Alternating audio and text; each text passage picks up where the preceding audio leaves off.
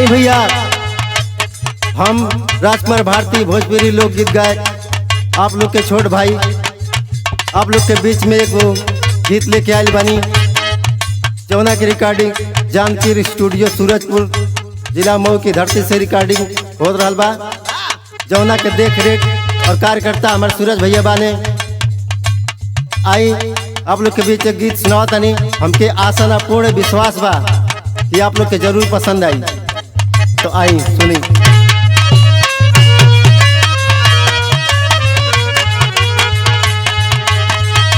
जब से देखले बानी करे जा कैसन रोग बलागल हो,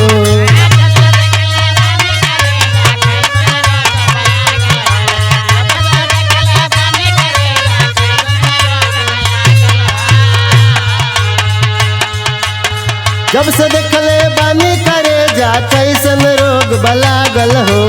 आवेला नींद नहीं रहिल जागल, देखी के भइनी पागल हो।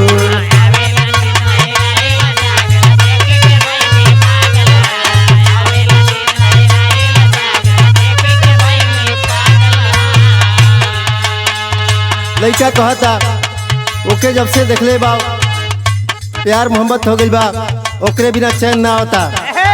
अगली लाइन में का कहता, कैसन रोग हमके दिहल लगाई,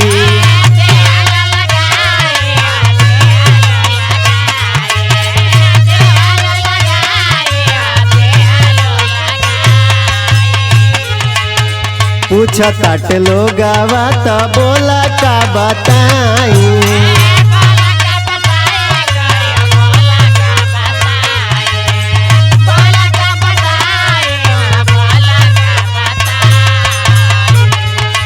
कल के गोराई देख सुघराई बाटे चयनवा भागल हो।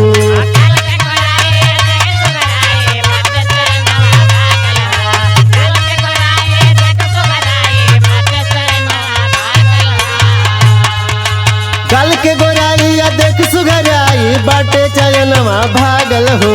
आवेला नींद नहीं रहे नि जागल, देखी के भइनी पागल हो।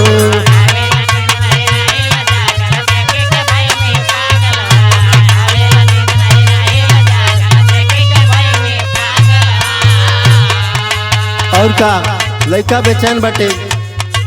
अगली लाइन में का कहता,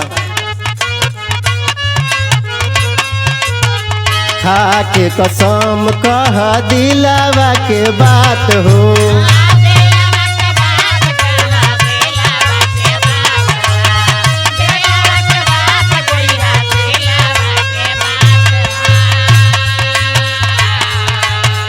राइटर सचिनवा के छोड़बू नहीं साथ हो।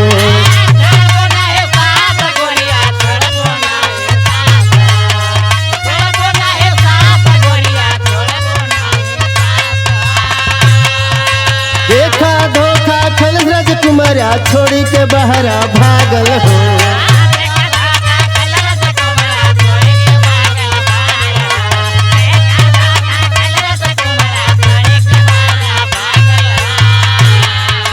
देखा धोखा खल राजकुमारा छोड़ी के बहरा भागल हो। आवेला नींद नहीं रहे नि जागल, देखी के भइनी पागल हो।